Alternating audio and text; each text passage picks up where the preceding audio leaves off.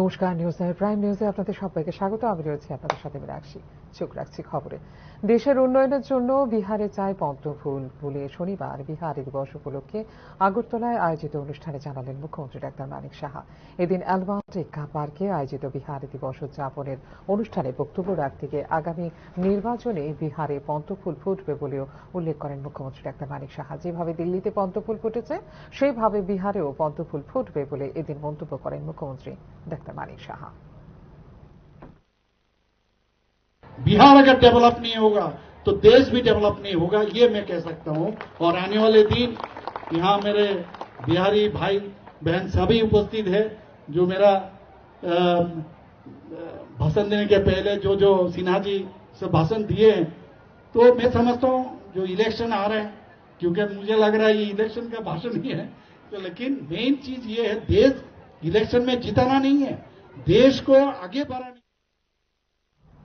লোকনির্জন ও মুকেশ আম্বানির মতো বিনিয়োগকারীদের সঙ্গে মুখ্যমন্ত্রী ডাক্তার মানিক সাহা একের পর এক আলোচনায় সফল পেল রাজ্য। রাজ্যে বিভিন্ন ক্ষেত্রে বিনিয়োগের সম্ভাবনা খতিয়ে দেখতে প্রতিনিধি দল পাঠালো রিলায়েন্স ইন্ডাস্ট্রিজ। আর শনিবার মুখ্যমন্ত্রীর সঙ্গে বৈঠক করে প্রতিনিধি দলটি বিনিয়োগের সম্ভাবনা পর্যালোচনা করার জন্য মুখ্যমন্ত্রী ডাক্তার মানিক সাহার সঙ্গে বৈঠক করলেন রিলায়েন্স ইন্ডাস্ট্রিজের একটি প্রতিনিধি দল।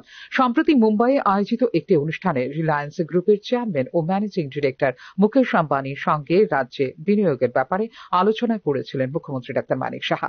তাঁকে ত্রিপুরায় আসার জন্য অনুরোধও জানিয়েছিলেন মুখ্যমন্ত্রী ডাক্তার মানিক সাহা। সদ্য সমাপ্ত অ্যাডভান্টেজ আসাম 2.0 বিজনেস সম্মেলনেও বিনিয়োগের বিষয়টি নিয়ে মুকেশ আম্বানির সঙ্গে কথা বলেছিলেন মুখ্যমন্ত্রী ডাক্তার মানিক সাহা।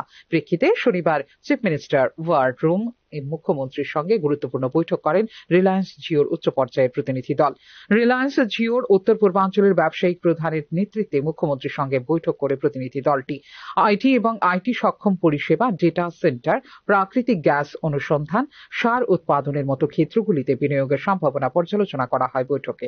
এছাড়া পেট্রোলিয়াম, বাঁশ থেকে ইথানল উৎপাদন, রাবার এবং কাঠের প্রক্রিয়াজাতকরণের মতো গুরুত্বপূর্ণ ক্ষেত্রগুলিতে বিনিয়োগের সুযোগগুলো আলোচনা করা হয় মুখ্যমন্ত্রী ডাক্তার মানিক সাহার পৌরোহিত্যে আয়োজিত উচ্চ পর্যায়ের এই বৈঠকে।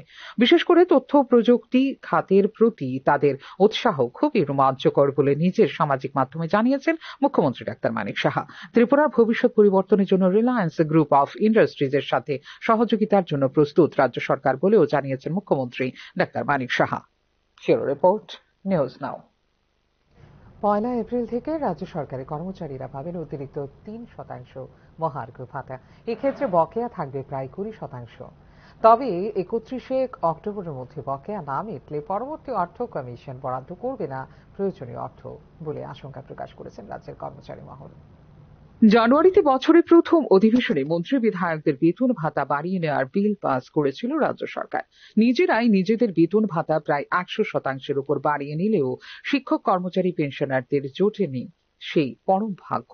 এক্ষেত্রে এবারের বাজেট অধিবেশনে এরকম কিছু একটা আশা করেছিল রাজ্যের শিক্ষক কর্মচারীরা। কপালে জুটল সান্ত্বনা পুরস্কার শুক্রবার বিধানসভায়। তবে বকেয়া 23% জায়গায় 3% মহার্ঘ ভাতা সান্ত্বনা পুরস্কার পেল শিক্ষক কর্মচারীরা। স্বাভাবিকভাবে বিষয়টি নিয়ে মিশ্র প্রতিক্রিয়া দেখা দিয়েছে শিক্ষক কর্মচারী মহলে। শুধু বেতন, সাধারণ ভাতা, চিকিৎসা ভাতা বৃদ্ধি নয়, নতুন করে বিধানসভা ভাতা বলে মন্ত্রী বিধায়করা পাচ্ছেন অতিরিক্ত 21,000 টাকা। বকেয়া 23% ন্যায্য প্রাপ্য মহার্ঘ ভাতা মিটিয়ে দিক সরকার, এই আশায় ছিলেন শিক্ষক কর্মচারীরা এবং পেনশনার্সরা। 3% ডিএ প্রদানের ঘোষণার পরও কেন্দ্রীয় কর্মচারীদের সাথে রাজ্য সরকারি কর্মচারী ফারাক থেকে গেল 20%, যা অনাকাঙ্ক্ষিত বলে মনে করছেন কর্মচারী মহল। অপরদিকে চলতি 2025 সালে 31 অক্টোবরের মধ্যে রাজ্যের কর্মচারীদের বকেয়া মহার্ঘ ভাতা মিটিয়ে না দিলে এর প্রভাব পড়বে পরবর্তী অর্থ কমিশনের রাজ্যের বরাদ্দের ক্ষেত্রে। এই বিষয়টিকে সামনে রেখে আগামী 31 অক্টোবরের মধ্যে বকেয়া মহার্ঘ ভাতা মিটিয়ে দেবার দাবি করছেন কর্মচারী মহল। 20% ডিএ বকেয়া থাকায় এখনো একজন গ্রুপ ডি কর্মচারী প্রতি মাসে সর্বনিম্ন 3,200 টাকা এবং সর্বোচ্চ 10,470 টাকা পর্যন্ত কম পাবেন প্রতি মাসে। গ্রুপ সি কর্মচারীর ক্ষেত্রে সর্বনিম্ন প্রতি মাসে 3,600 টাকা থেকে 19,320 টাকা পর্যন্ত মিলবে কম অর্থরাশি। এক্ষেত্রে গ্রুপ বি অফিসার কর্মচারী সর্বনিম্ন 7,520 টাকা থেকে সর্বোচ্চ 26,660 টাকা পর্যন্ত কম পাবেন। কর্মচারীদের মতো এই ক্ষেত্রে কম অর্থ পাবেন পেনশনভোগীরাও। Bureau report, news now. Agartala Jaipur দক্ষিণ চৌমুহনীতে শনিবার বিরোধী দল সিপিআইএমের দলীয় সভা চলাকালীন দুষ্কৃতীদের হামলায় আহত হয়েছেন সিপিআইএমের রাজ্য নেতৃত্ব রতন দাস সহ বেশ কয়েকজন কর্মী সমর্থক। আহতদের চিকিৎসার জন্য হাসপাতালে নিয়ে যাওয়া হয়েছে। খবর পেয়ে ঘটনাস্থলে ছুটে যান সদর এসডিপিও দেবী প্রসাদ রায় ও পশ্চিম থানার ওসি পরিতোষ দাস সহ বিশাল পুলিশ বাহিনী। পূর্ব ঘোষণা অনুযায়ী এবং থানার অনুমতিক্রমে জয়পুর দক্ষিণ চৌমুহনীতে সিপিআইএমের দলীয় সভার আয়োজন করা হলেও সেখানে কোনো পুলিশ বাহিনী মোতায়েন করা হয়নি বলে অভিযোগ জানিয়েছেন রাজ্য সিপিএমের নেতৃত্বরা। সিপিআইএমের সভা চলাকালীন সেখানে দুষ্কৃতীরা অতর্কিত হামলা চালালে বেশ কয়েকজন সিপিআইএম নেতৃত্ব সহ কর্মকর্তা আহত হয়েছেন বলে সিপিআইএমের পক্ষ থেকে জানানো হয়। হামলার ঘটনার বিষয়টি তদন্ত করে দেখা হচ্ছে বলে সংবাদ মাধ্যমকে জানিয়েছে এসডিপিও দেবপ্রসাদ রায়। বর্বরোচিত মানে পুলিশের পারমিশন নিয়েছে, পুলিশের কোনো প্রহরা ছিল না, পরিকল্পিতভাবে এটাকে আক্রমণ করা হয়েছে এবং আমাদের তো পার্টির লিডারশিপ সবাই আক্রান্ত হয়েছেন এবং এটা মানে প্রকাশ্য কোনো কাজ আমাদের করতে দেবে না। এখানে এমনিতেই সভা সমিতি মিছিল মিটিং করতে দেয় না, তারপর পুলিশের পারমিশন নিয়ে করা হয়েছে। পুলিশের তো দায়িত্ব ছিল তাদেরকে। আপাতত স্থগিত রাখা হলো আগামী সোমবার এবং মঙ্গলবারের ব্যাংকে ধর্মঘটের সিদ্ধান্ত। কেন্দ্রীয় অর্থমন্ত্রক এবং ইন্ডিয়ান ব্যাংকিং অ্যাসোসিয়েশনের সঙ্গে বৈঠকের পরে নেওয়া হলো এই সিদ্ধান্ত। কেন্দ্রীয় অর্থমন্ত্রক এবং ইন্ডিয়ান ব্যাংকিং অ্যাসোসিয়েশনের সঙ্গে দাবি দেওয়া নিয়ে আরও এক প্রস্ত বৈঠকের পর আপাতত দুদিনের ব্যাংকে ধর্মঘট স্থগিত রাখল United forum of bank union. তবে ইউএফবিইউ নেতৃত্ব পরিষ্কার জানিয়ে দিয়েছেন পরবর্তী বৈঠকেও যদি দাবি দেওয়া মীমাংসা না হয় তাহলে পরবর্তী সময়ে তারা সরবেন না ব্যাংকে ধর্মঘটের সিদ্ধান্ত থেকে। উল্লেখ করা যেতে পারে শূন্যপদে স্থায়ী নিয়োগ সহ অন্যান্য দাবি দেওয়ার সুরাহা না হওয়ায় আগামী 24 ও 25 মার্চ অর্থাৎ আগামী সোমবার এবং মঙ্গলবার ব্যাংকে ধর্মঘটের ডাক দিয়েছিল united forum of bank unions. আপাতত দেশব্যাপী ধর্মঘট হচ্ছে না। আগামী 3রা এপ্রিল ফের বৈঠকের পরে ব্যাংকে ধর্মঘট কবে হবে সেই সিদ্ধান্ত জানানো হবে বলে এক বিবৃতিতে জানিয়েছে United forum of bank unions. Bank employees federation of India AIBEA, AIBOC, NCBE, AIBOA, NOBW, NOBO, IMBEF, IMBOC অন্তর্ভুক্ত ব্যাংক কর্মী ও আধিকারিকদের সংগঠনগুলোর যৌথ মঞ্চ হল United forum of bank unions. স্থায়ী কর্মী নিয়োগ করতে হবে রাষ্ট্রায়ত্ত ব্যাংকগুলিতে। এছাড়াও 5 দিনের কর্মদিবস চালু করতে হবে। ব্যাংকগুলির ক্ষেত্রে যে স্বায়ত্ত শাসন আছে তা বজায় রাখতে হবে। কর্মীদের চাকরি নিরাপত্তা বজায় রাখতে হবে। অফিসার ও কর্মীদের মধ্যে বৈষম্য রাখা চলবে না। সমস্ত ব্যাংক কর্মীদের জন্য সুরক্ষা ও নিরাপত্তার ব্যবস্থা করতে হবে। মূলত এই দাবিগুলিকে সামনে রেখে আগামী সোম এবং মঙ্গলবার ব্যাংক ধর্মঘটের ডাক দিয়েছিল united forum of banking unions. Bureau report, news নাও।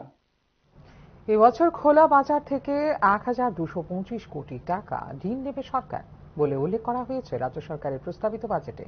আগে যেখানে 21,878.266 কোটি টাকা ঋণের বোঝা রয়েছে রাজ্যবাসীর কাঁধে, সেখানে আরো বাড়বে ঋণের বোঝা। অপরদিকে বন্যায় ক্ষতিগ্রস্ত কৃষকদেরও ব্রাত্য রাখা হয়েছে 2025-26 অর্থ বছরের এই বাজেটে। 32,423 কোটি 44 লক্ষ টাকার ব্যয় বরাদ্দের প্রস্তাব পেশ করেছেন অর্থমন্ত্রী প্রণজিৎ সিংহ রায়। এই অর্থ 2024-25 অর্থ বছরের তুলনায় 16.61% বেশি বলে বাজেটে দাবি করেছেন অর্থমন্ত্রী। যদিও 2024-25 অর্থ বছরের সংশোধিত বাজেটের তুলনায় এবারে বরাদ্দ বেড়েছে মাত্র 2,126.94 কোটি টাকা বা মাত্র 7.02%। বাজেট প্রস্তাবে আয় দেখানো হয়েছে 31,993 কোটি 88 লক্ষ টাকা। ঘাটতি রয়েছে 429 কোটি 56 লক্ষ টাকা। বাজেটে নতুন কোনো করের প্রস্তাব করা হয়নি। মূলধনী ব্যয় 7,903 কোটি 26 লক্ষ টাকা ধার্য করা হয়েছে, যা পূর্ববর্তী অর্থ বছরের তুলনায় 19.14% বেশি। বাজেটের তথ্য অনুযায়ী ঋণ, ওপেনিং ব্যালেন্স এবং অন্য খাতে মূলধনী খাতে রাজ্য পাবে 5,577.57 3 কোটি টাকা। ওপেনিং ব্যালেন্স প্রায় 650 কোটি টাকা। এই ক্ষেত্রে খোলা বাজার থেকে এই বছর 1225 কোটি টাকা ঋণ নেবে সরকার, জানিয়েছেন অর্থমন্ত্রী প্রণজিৎ সিংহ রায়। 5577 থেকে ওপেনিং ব্যালেন্স আর খোলা বাজারের ঋণ বাদ দিয়ে প্রায় 3703 কোটি টাকা জোগাড় হবে কোথা থেকে, তা নিয়ে প্রশ্ন তুলছেন অর্থনৈতিক বিশেষজ্ঞ মহল। রাজ্যের মোট ঋণ এখন 21,878.26 কোটি টাকা। এর মধ্যে বিজেপি সরকার আসার আগে রাজ্যবাসীর কাঁধে ছিল 12,903 কোটি টাকার ঋণ। শেষ 7 বছরে মোট 8,975 কোটি টাকার ঋণ চেপেছে রাজ্যবাসীর কাঁধে। এবারের বাজেটের ঘোষিত ঋণ যোগ করলে তা হবে 10,200 কোটি টাকা।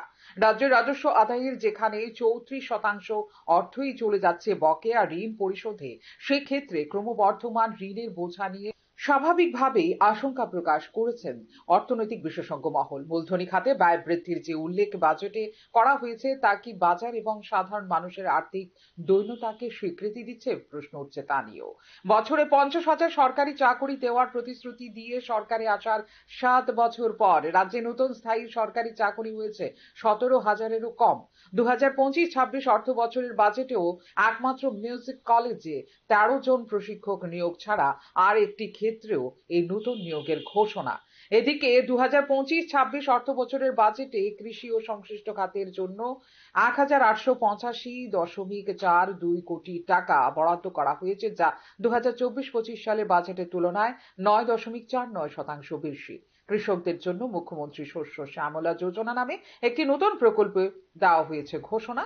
কিন্তু গত বর্ষার ভয়াবহ বন্যায় রাজ্যের কৃষকদের যে সমূহ ক্ষতি হয়েছে এবং সেই অনুপাতে তারা প্রায় কোনো ক্ষতিপূরণই পাননি, এই বিষয়টি কিন্তু ব্রাত্য রয়ে গেল বাজেটে। শিক্ষা খাতের জন্য 6,166.19 কোটি টাকারও বেশি বরাদ্দ করা হয়েছে, যা 2024-25 সালে বাজেটের তুলনায় 11.94% বেশি। কিন্তু রাজ্যের স্কুল, কলেজ বা বিশ্ববিদ্যালয়ের কোথাও একজন নতুন শিক্ষক, অধ্যাপক নিয়োগ বা শূন্য পদ পূরণের উল্লেখ বাজেটে নেই কেন, তা নিয়ে প্রশ্ন তুলছে বিরোধী রাজনৈতিক দলগুলো।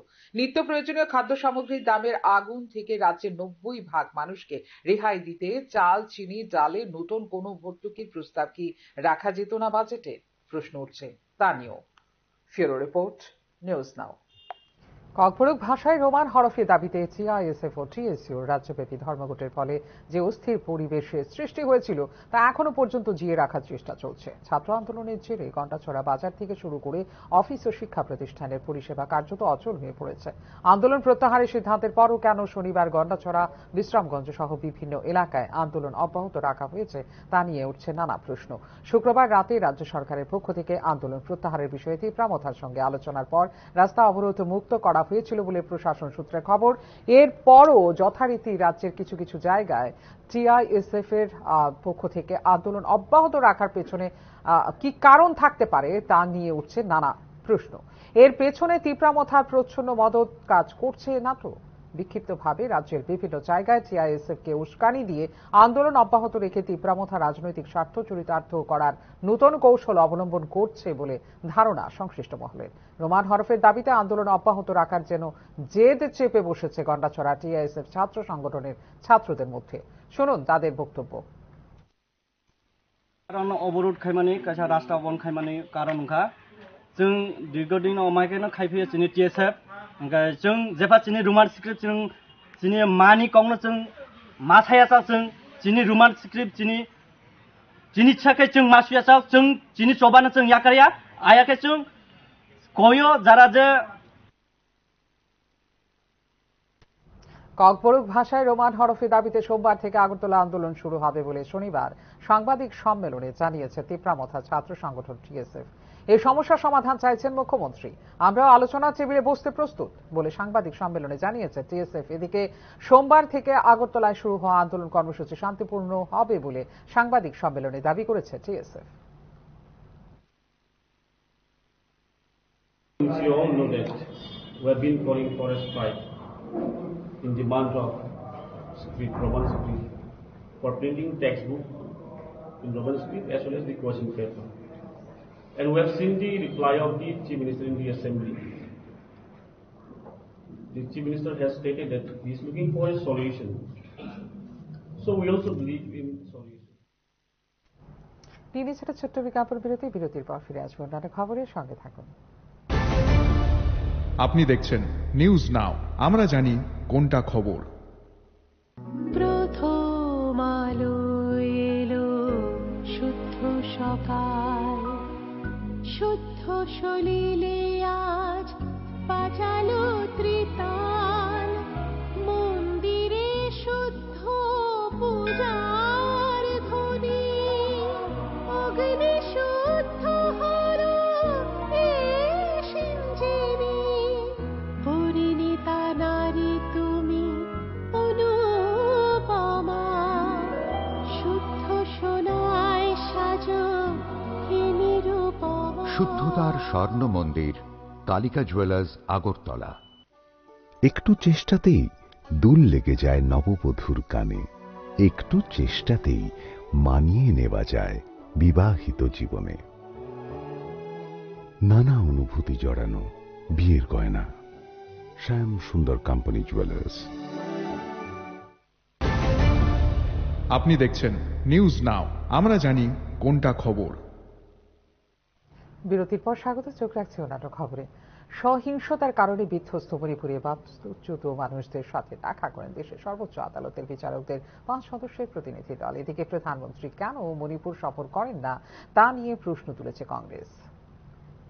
শনিবার মণিপুরে জাতিগত সহিংসতার কারণে বাস্তুচ্যুত মানুষদের সাথে দেখা করেন সুপ্রিম কোর্টের বিচারকদের একটি প্রতিনিধি দল। শীঘ্রই রাজ্যে শান্তি ফিরে আসবে বলে বাস্তুচ্যুতদের জানান সুপ্রিম কোর্টের বিচারকদের 5 সদস্যের এক প্রতিনিধি দল। শীর্ষ আদালতের প্রতিনিধি দলের নেতৃত্বে ছিলেন বিচারপতি BR গাভাই। মণিপুরে শীঘ্রই শান্তি ফিরে আসবে। আমরা জানি যে আপনারা সকলে একটি কঠিন সময়ের মধ্য দিয়ে যাচ্ছেন, কিন্তু সকলের সহায়তায় এই পর্যায়টি অল্প সময়ের মধ্যেই শেষ হয়ে যাবে। সংবিধানের ওপর আস্থা রাখুন। আমাদের সংবিধান নিশ্চিত করবে যে একদিন রাজ্যে পুরোপুরি ফিরে আসবে শান্তি বলে মণিপুরের চূড়াচাঁদপুর জেলায় অভ্যন্তরীণভাবে বাস্তুচ্যুত মানুষদের আশ্বস্ত করেন বিচারপতি BR গাভাই। ত্রাণ শিবির পরিদর্শনের পাশাপাশি চূড়াচাঁদপুর জেলার মিনি সচিবালয় থেকে ভার্চুয়ালি আইনি পরিষেবা শিবির, আইনি সহায়তা ক্লিনিক এবং অস্থায়ী চিকিৎসা সুবিধা উদ্বোধন করেন বিচারকরা। পরে বিষ্ণুপুরের মৈরাং কলেজে একটি ত্রাণ শিবির পরিদর্শন করবেন দেশের সর্বোচ্চ আদালতের বিচারকদের এই প্রতিনিধি দল। আইনজীবীদের একটি সংগঠনের আপত্তির কারণে কুকি সংখ্যাগরিষ্ঠ চূড়াচাঁদপুর জেলায় যাননি প্রতিনিধি দলের সদস্য এবং মেইতি সম্প্রদায়ের সদস্য বিচারপতি N কোটেশ্বর সিং। কংগ্রেস সাংসদ জয়রাম রমেশ সুপ্রিম কোর্টের বিচারপতিদের মণিপুর সফরের প্রতিক্রিয়া জানিয়েছেন এবং এটিকে ভালো জিনিস বলে অভিহিত করেছেন। সুপ্রিম কোর্টের বিচারকরা মণিপুরে আছেন, এটা ভালো কথা। মণিপুরে 60,000 মানুষ বাস্তুচ্যুত হয়েছেন এবং শত শত মানুষ নিহত হয়েছেন। সমাজে ভয়ের পরিবেশ রয়েছে। প্রধানমন্ত্রী কেন মণিপুর সফর করেন না? তিনি এর কোনো উত্তর দেন না। কেন এত দেরিতে রাষ্ট্রপতি শাসন জারি করা হয়েছিল এরও কোনো উত্তর নেই বলে এক্ষেত্রে প্রতিক্রিয়া দিয়েছে কংগ্রেস। উল্লেখ করা যেতে পারে, ইম্ফল উপত্যকা ভিত্তিক মেইতি এবং পার্শ্ববর্তী পাহাড় ভিত্তিক কুকি জনগোষ্ঠীর মধ্যে জাতিগত সহিংসতায় 250 জনেরও বেশি মানুষ নিহত এবং হাজার হাজার গৃহহীন হয়েছে 2023 সালের মে মাস থেকে। ফিরো রিপোর্ট, নিউজ নাও। গোলাঘাটি বিধানসভার অন্তর্গত কাঞ্চনমালা 1 নম্বর ওয়ার্ডের মুসলিমপাড়া এলাকায় প্রায় 1 মাস যাবৎ নষ্ট হয়ে পড়ে রয়েছে জল জীবন মিশন প্রকল্পের পানীয় জলের পাইপলাইন। ফলে এলাকা জুড়ে পানীয় জলের তীব্র সংকট দেখা দিয়েছে। এমনকি জলের অভাবে এলাকার অন্যান্যদের সঙ্গে শিশুদেরও স্নানের জন্য ছড়ার নোংরা জল ব্যবহার করতে হচ্ছে বলে জানিয়েছেন এলাকাবাসী। কাঞ্চনমালা 1 নম্বর ওয়ার্ডের মুসলিম পাড়া যাওয়ার রাস্তায় কালভার্ট নির্মাণ করার সময় জলের পাইপলাইন ভেঙে গেলে কালভার্ট নির্মাণের কাজ সম্পূর্ণ হলেও ভাঙা পানীয় জলের পাইপলাইন সারাই করা হয়নি। ফলে 1 মাস যাবৎ দূর দূরান্ত থেকে পানীয় জল সংগ্রহ করতে হচ্ছে এলাকাবাসীদের। পানীয় জলের পাইপলাইন সারাইয়ের জন্য ঠিকাদার সহ স্থানীয় GWS দপ্তরে একাধিকবার অভিযোগ জানানোর পরেও সংশ্লিষ্ট বিষয়ে কোনো উদ্যোগ গ্রহণ না করে বরং একে অন্যের ঘাড়ে দায় চাপিয়ে দায়িত্ব এড়িয়ে যাওয়ার চেষ্টা করছেন বলে জানিয়েছেন স্থানীয় বাসিন্দারা। পানীয় জলের সমস্যায় জর্জরিত এলাকাবাসী বিষয়টি ইতিমধ্যে ঢুকলিয়াটি ব্লকের ভিডিওকে জানিয়েছেন এবং বাধ্য হয়ে শনিবার সংবাদ মাধ্যমে দ্বারস্থ হয়ে পুনরায় কাঞ্চনমালায় 1 নম্বর ওয়ার্ডের মুসলিম পাড়ার পানীয় জলে তীব্র সংকটের কথা সংশ্লিষ্ট দপ্তরকে জানিয়ে অতি দ্রুত পাইপলাইন সারাই করে পানীয় জলের ব্যবস্থা করে দেওয়ার আবেদন জানিয়েছেন। তোমরা খেলা চলতে বাচ্চারা ফ্যান করে থেকে গেলি জল নাই, আমরা জলের কষ্ট সরকারি ইয়া সাপ্লাই দিয়েছে না, সাপ্লাই করে জানি কি এর লেগে জানি কইতাম নাই তাই ওই তুলে তোমরা এলাকার প্রধানকে জানাইছো? প্রধানকে জানাইছি দিব প্রধান দেখে না যেটা লাইন বাইকে রাখছে। সমস্ত অনিয়মিত কর্মচারীদের নিয়মিত করা সহ মোট 6 দফা দাবি আদায়ের লক্ষ্যে 1 মাসের সময়সীমা বেঁধে দিয়ে দাবি অনাদায়ে মে মাসের প্রথম সপ্তাহে মহাকরণ অভিযান করা হবে বলে ত্রিপুরা অনিয়মিত কর্মচারী মঞ্চের সাংবাদিক সম্মেলনে ঘোষণা দেওয়া হয়েছে। রাজ্যের প্রায় 40,000 অনিয়মিত কর্মচারীদের নিয়মিতকরণ সাপেক্ষে সমকাজে সমবেতন প্রদান, অবসরপ্রাপ্ত অনিয়মিত কর্মচারীদের এককালীন 10 লক্ষ টাকা প্রদান সহ মোট 6 দফা দাবির ভিত্তিতে শুক্রবার মুখ্য সচিবের নিকট দাবি সনদ পেশ করা হয়েছে বলে ত্রিপুরা অনিয়মিত কর্মচারী মঞ্চের পক্ষ থেকে জানানো হয়। বছরের পর বছর কর্মচারীদের অনিয়মিতভাবে কাজ করানো সংবিধান বিরোধী এবং শ্রম শোষণের আওতাধীন বলে ত্রিপুরা অনিয়মিত কর্মচারীদের পক্ষ থেকে জানিয়েছেন আইনজীবী পুরুষোত্তম রায় বর্মন। যদি অনিয়মিত কর্মচারীদের দাবি পূরণে রাজ্য সরকার আগামী 1 মাসের মধ্যে সদর্থক ভূমিকা গ্রহণ না করেন তাহলে আগামী মে মাসের প্রথম সপ্তাহে রাজ্যের সমস্ত অনিয়মিত কর্মচারীরা ঐক্যবদ্ধভাবে রাজপথ দখল করে আন্দোলনের মাধ্যমে মহাকরণ অভিযান করবেন বলে ত্রিপুরা অনিয়মিত কর্মচারী মঞ্চের পক্ষ থেকে জানিয়েছেন আইনজীবী পুরুষোত্তম রায় বর্মন। সরকার এই দাবিগুলো পূরণ করবেন আগামী 1 মাসের মধ্যে। যদি এই দাবিগুলো আগামী 1 মাসের মধ্যে পূরণ না হয়, আমরা এই সাংবাদিক সম্মেলনের মধ্য দিয়ে রাজ্যবাসীর কাছে একটা ঘোষণা দিতে চাই, আগামী মে মাসের প্রথম সপ্তাহে আমরা মহাকরণ অভিযান করব। সেই মহাকরণ অভিযানে আমরা এই রাজ্যে সমস্ত অনিয়মিত কর্মচারী 40,000 অনিয়মিত কর্মচারী তাদের পরিবার পরিজনদেরকে অংশগ্রহণ করার আবেদন করব। আমরা আশা করি আমাদের আবেদনে সাড়া দিয়ে সমস্ত অনিয়মিত কর্মচারী একত্রিত হবেন। আমরা ঐক্যবদ্ধ আন্দোলন চাই, কারণ এটা আমাদের জীবন মরণের প্রশ্ন, বাঁচা মরার প্রশ্ন। আমরা এখনকার মতো এই মুহূর্তে সংবাদ এই পর্যন্তই। অন্যান্য আপডেটস দেখার জন্য অবশ্যই নজর রাখতে হবে নিউজ নাওর পর্দায়। নমস্কার, শুভ